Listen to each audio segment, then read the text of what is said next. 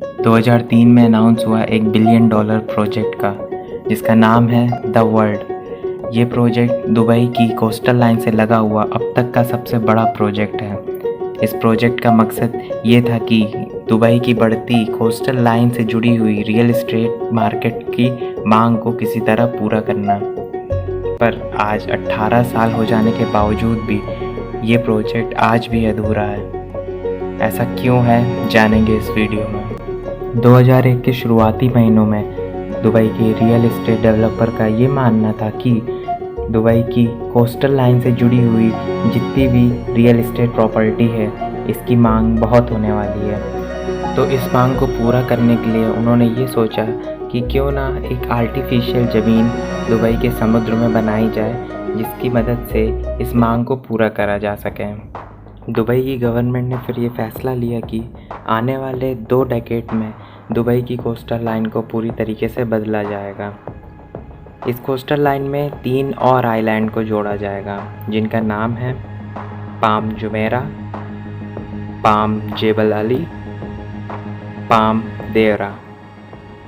इन 3 island के जुड़ने के बाद दुबई का कोस्टल लाइन बहुत ज़्यादा बढ़ जाएगा। द वर्ल्ड के सेकंड फेज़ में ये डिसाइड करा गया कि द वर्ल्ड के साथ एक और प्रोजेक्ट को इसके साथ जोड़ा जाएगा, जिसका नाम था द यूनिवर्स, जो रिप्रेजेंट करेगा sun, moon, planet of solar system, milky way and galaxy. इसी के साथ साथ हमारे पाम जेबल अली के साथ भी एक और बड़े प्रोजेक्ट को कनेक्ट करा जाएगा, जिसका नाम है Dubai water front. Dubai water front की जो लोकेशन है वो उसे इस तरीके से डिज़ाइन करा गया है जिससे कि जो हमारा पाम जेबल अली है उसमें सी की वेव से होने वाली सॉइल इरोजन कम से कम हो पाए, जिससे कि उसे थोड़ी प्रोटेक्शन मिल पाए। जब ये सारे प्रोजेक्ट कंप्लीट हो जाएंगे तब उसके बाद हमारे दुबई की कोस्टल लाइन करीब करीब अपनी ओरिजिनल लेंथ की 4 गुनी हो चुकी होगी।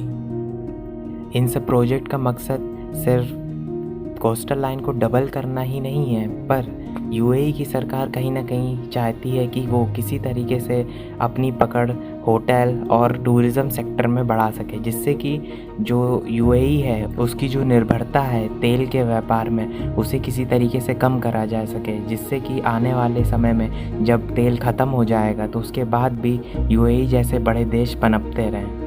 2001 में शुरुआत हुई पाम जुमेरा को बनाने से, और 2006 के आते आते पाम जुमेरा की सारी ज़मीन को पूरी तरीके से कंप्लीट कर दिया गया।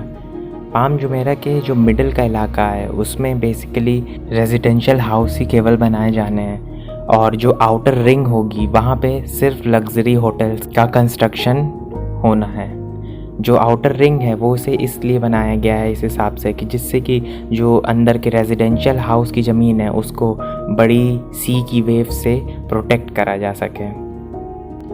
उस साल पाम जुमेरा को बनाने के साथ ही साथ जो हमारे बाकी के पाम जेबल अली और पाम देरा हैं उनका भी कंस्ट्रक्शन चालू करा गया।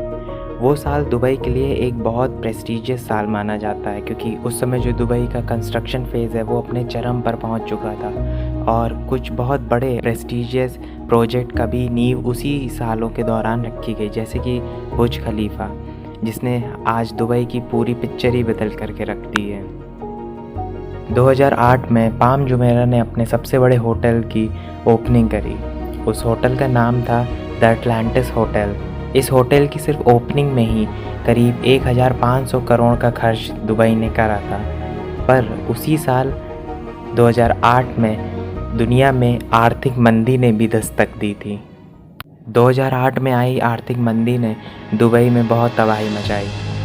उस आर्थिक मंदी के चलते जितने भी बड़े कंस्ट्रक्शन प्रोजेक्ट थे उनको तुरंत ही रोकना पड़ गया, और कुछ कंस्ट्रक्शन प्रोजेक्ट को तो सालों के लिए रोकना पड़ गया था। रियल एस्टेट प्रॉपर्टी के दाम तेज़ी से नीचे आने लगे और सब कुछ अचानक से थम सा गया। 2008 की उस आर्थिक मंदी ने पाम जेबल अली के कंस्ट्रक्शन पर भी बहुत प्रभाव डाला। पाम जेबल अली को काफ़ी समय के लिए रोकना पड़ गया, और पाम जेबल अली के जो भी इन्वेस्टर्स थे जिन्होंने उसमें ज़मीन खरीदी थी उन लोगों ने अपने पैसे वापस मांग लिए, जिसकी वजह से इस प्रोजेक्ट को काफ़ी समय के लिए बंद रखना पड़ा। पाम जेबल अली की लोकेशन कुछ इस तरीके से है कि ये दुबई सिटी से बिल्कुल बाहर पड़ता है। इस वजह से भी इसका कंस्ट्रक्शन पूरी तरीके से बंद कर दिया और 7 किलोमीटर लंबे इस प्रोजेक्ट को वहीं पे ही बुला दिया गया। खाली पड़ी पाम जेबल अली की जो ज़मीन है उसके बगल में बनने वाला द दुबई वाटर फ्रंट की कंस्ट्रक्शन को भी उस मंदी के चलते वहीं पर रोकना पड़ गया। फिर आगे चल करके दुबई वाटर फ्रंट के कंस्ट्रक्शन को कैंसिल कर दिया गया हमेशा के लिए। जैसा कि आप देख सकते हैं इस मैप में दुबई वाटर फ्रंट काफ़ी हद तक शेप लेता हुआ दिख रहा है, पर ये आज भी अधूरा पड़ा है। सेम चीज़ हम लोग को देखने को मिलती है पाम देरा के साथ। जैसा कि आप मैप में देख सकते हैं कि ये आइसलैंड भी पूरी तरीके से अपने को शेप लेते हुए दिख रहा है, पर आज भी इनकम्प्लीट है। उस मंदी के चलते इसका कंस्ट्रक्शन को भी रोकना पड़ गया था, पर कंस्ट्रक्शन कंपनी ने ये सोचा कि घाटे को कम करने के लिए जो बची हुई ज़मीन है जिसको काफ़ी हद तक बना दिया गया है, उसमें कुछ हाईवे, शॉपिंग मॉल और कुछ रेजिडेंशियल एरिया को खोल दिया जाए, जिससे कि कंपनी का जो लॉस है वो थोड़ा सा कम हो पाए। फाइनली हम लोग बात करते हैं द वर्ल्ड की। द वर्ल्ड भी काफ़ी हद तक का 2008 की क्राइसिस से प्रभावित हुआ, पर द वर्ल्ड में एक अलग ही टाइप की परेशानी है, जो कि ये है कि द वर्ल्ड किसी भी तरीके से दुबई के मेन लैंड से कनेक्टेड नहीं है। मेन लैंड से कनेक्टेड ना होने की वजह से इस पे ट्रांसपोर्टेशन करना काफ़ी मुश्किल है। तो इस वजह से जो भी इन्वेस्टर इस ज़मीन को में इन्वेस्ट करने आ रहे थे उनको काफ़ी ये रिस्की लगा, जबकि जो दुबई के मेन लैंड में होने वाला कंस्ट्रक्शन है और जो भी रियल इस्टेट बूम है उसमें इन्वेस्ट करना उनको ज़्यादा प्रॉफिटेबल लगा इसके बदले। सो इस प्रोजेक्ट में भी काफ़ी रुकाव आए और उसके साथ साथ आज भी ये पूरी तरीके से खाली पड़ा है। इसमें बस 2 आइलैंड अभी ऐसे हैं जहाँ पे कुछ कंस्ट्रक्शन देखने को मिलता है। पाम जुमेरा के रेजिडेंशियल एरिया में रहने वाले लोगों ने एक चीज़ की बहुत निंदा करी कि जो सी लेवल है वहाँ का, जो पानी है वहाँ पे जो इकट्ठा हुआ है, वो पाम जुमेरा के स्ट्रक्चर की वजह से पूरी तरीके से लॉक हो चुका है। वो लॉक पानी कहीं से भी निकल नहीं सकता है, जिसकी वजह से वो पानी काफ़ी हद तक पॉल्यूटेड हो चुका है।